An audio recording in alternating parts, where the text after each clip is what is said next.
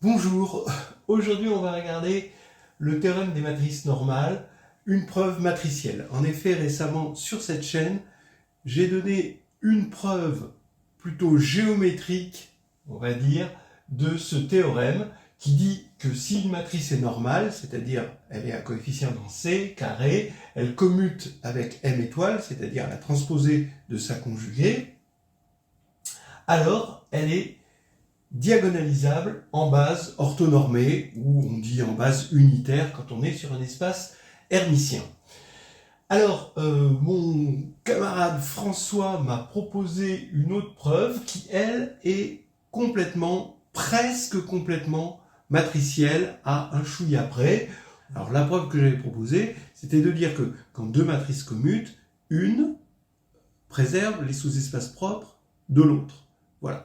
Et que si M préserve un sous-espace F, alors M étoile préserve l'orthogonale de F. Voilà, c'était basé là-dessus, c'est finalement assez géométrique. Celle-ci est plus technique, mais c'est vrai qu'elle est assez simple, conceptuellement, elle est bien, et ça vaut le coup de la présenter. Donc regardez, on va montrer que il va y avoir finalement une matrice P de UN, ce qui veut dire que M est diagonalisable en base unitaire, en base orthonormée, si vous préférez. D'accord ? Donc notre unitaire voudra dire que c'est la matrice de passage d'une base orthonormée vers une base orthonormée, ou si vous préférez, ça se dit comme ça, P étoile P égale la matrice identité.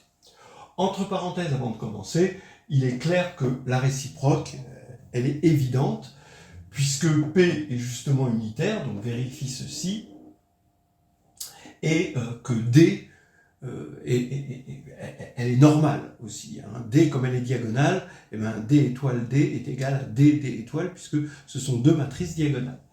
La réciproque étant claire, on va démontrer l'implication moins facile, on va dire. Alors, voici sa preuve, qui a l'air d'être une preuve classique. Toto l'a complètement approuvée et la connaissait. Alors, elle se fait en 3 étapes. 1. Que M est trigonalisable, ça on le sait, puisqu'on est sur C, mais en base orthonormée. Voilà. Deuxièmement, que la nouvelle matrice qui est semblable à M avec une matrice de passage unitaire, eh ben, elle va être encore normale, c'est-à-dire que T étoile T va être égal à T étoile. Et troisièmement, que la matrice T, qui était triangulaire, à partir du moment où elle est triangulaire et normale, alors elle est automatiquement diagonale. Voilà. Bon.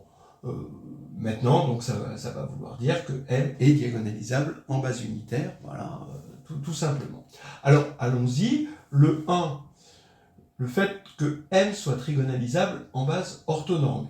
Ça veut dire, on veut montrer qu'il existe P, une matrice de passage de la base canonique, qui est, elle, orthonormée hein, pour la forme hermitienne canonique, donc de la base canonique vers une certaine base orthonormée Fi, d'accord ? Donc P, ça va être une matrice de passage, donc M égale P, T, P-1, et T, bien sûr, cette matrice, est triangulaire. Donc c'est ça qu'on veut montrer, c'est ça la principale difficulté, mais c'est aussi la magie. Regardez, en fait, on sait qu'il existe déjà une base, pas forcément orthonormée, qu'on va appeler EI, avec un changement de base, donc M égale Q0, T0, Q0-1, où T0 est triangulaire, d'accord, dans la base EI en quelque sorte. Donc, j'ai juste dit que M était trigonalisable parce qu'on est sur C qui est algébrique non clos. Bien, maintenant, par Gram-Schmidt, on peut orthonormaliser la base EI et on obtient une base FI et le procédé de Gram-Schmidt assure que la matrice de passage qui va de EI vers la base orthonormée, elle, FI, elle est triangulaire, supérieure. Voilà. Donc ici, j'ai pris T0 triangulaire supérieur. Bon, je dis supérieur ici. Et là, c'est triangulaire supérieur aussi. Alors, regardons T égale P0-1, T0, P0. D'abord, comme P0 est triangulaire, et T0 est triangulaire aussi, triangulaire dans le même sens, hein, triangulaire supérieur. P0 moins 1 est l'inverse d'une matrice triangulaire inversible et triangulaire aussi. Donc tout ça, c'est triangulaire. T est triangulaire. Et T, c'est toujours la matrice M, mais vue dans une autre base. Donc T est semblable à M, avec une matrice de passage P de M à T, avec M égale PT, P-1. P, évidemment, ça va être la matrice de passage de la base canonique vers Fi. Et comme c'est la matrice de passage de la base canonique vers Fi, c'est bien une matrice unitaire, c'est-à-dire parce que c'est une matrice de passage entre deux bases orthonormées. Donc elle va vérifier, entre autres, P étoile P égale IN. Voilà le 1 qui est fait. Maintenant, j'affirme que la matrice T vérifie encore qu'elle est normale. Donc ici, on va calculer T étoile T et T étoile. On va voir que c'est pareil. T étoile T, j'ai remplacé P-1 par P étoile. D'accord? D'après cette égalité-là. Et qu'est-ce qu'on a? T, c'est égal à P-1, donc P étoile MP. Donc je mets P étoile MP. Donc ça, c'est T. Je mets un étoile là, et là, je mets T. Ce qui me fait P étoile, d'accord, ce P là passe là, d'accord, l'étoile, elle anticommute, donc on a P étoile, M étoile, et P double étoile, donc P. On va avoir P étoile, ça fait l'identité, donc bilan des courses, on va obtenir T étoile T égale P étoile, M P. De la même manière, T étoile, ça va faire P étoile, M étoile, P.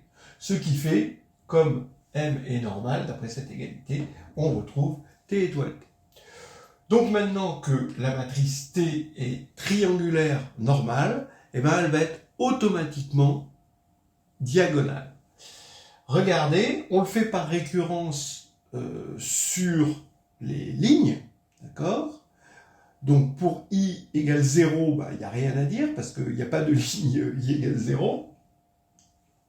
Et on suppose que, donc ici, j'ai mis ma matrice, voilà ma matrice T, elle est triangulaire supérieure, comme ça, d'accord?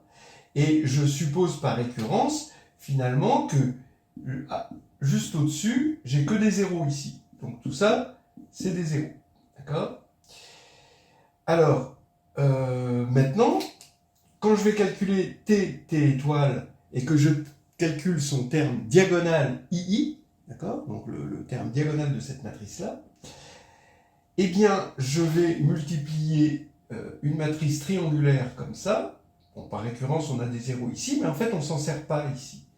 D'accord? Et je vais multiplier, donc la partie verte, c'est la partie nulle, hein, elle tombe à l'eau, hein, et là, la partie verte, c'est la partie nulle, et T étoile, elle est triangulaire inférieure. Donc ici, on va multiplier ces éléments-là par ces éléments-là. Comme ceux-là sont conjugués de ceux-là, par construction, ce que j'obtiens, c'est le module de TI carré, plus TI I plus 1 au carré, plus tout ça, bon, plus le module de TIN au carré. Bon. Maintenant, quand je fais T étoile T, et que je regarde son ième terme diagonal, alors regardez, cette fois-ci, c'est la matrice triangulaire inférieure qui est à gauche, et la matrice triangulaire supérieure qui est à droite, mais tout au-dessus ici, on n'a que des zéros par récurrence. Hein, on a fait une récurrence sur I. Et donc, quand je vais multiplier ça par ça, ici, ça tombe à l'eau. Je vais avoir que ce terme-là, fois ce terme-là, parce que ici, ça fait 0 après. Donc, je vais avoir module de TII carré, tout simplement. Donc, quand je dis que c'est égal, parce que la matrice T, elle est normale, j'ai une égalité de ces termes, par récurrence, hein, évidemment, hein, c'est une récurrence, et donc, par récurrence, je vais obtenir que tous les termes non diagonaux de la ligne I sont nuls. Voilà, donc la matrice T est diagonale, et c'est terminé. Alors c'est vrai que personnellement, j'aime mieux la preuve plus géométrique, de stabilisation par l'orthogonale, de stabilisation de sous-espace propre.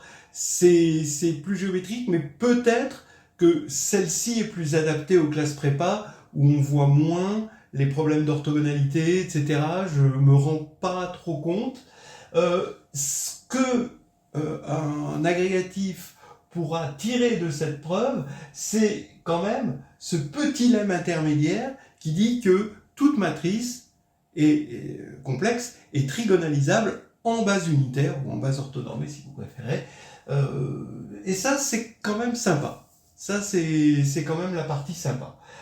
Après, le reste, c'est du calcul, c'est quelque chose de plus particulier aux méthodes, aux preuves matricielles, qui sont peut-être moins illuminantes que les preuves géométriques. Voilà ce que j'en pense, et je remercie de ce commentaire que m'a mis François sur la chaîne, et j'espère qu'il y en aura d'autres.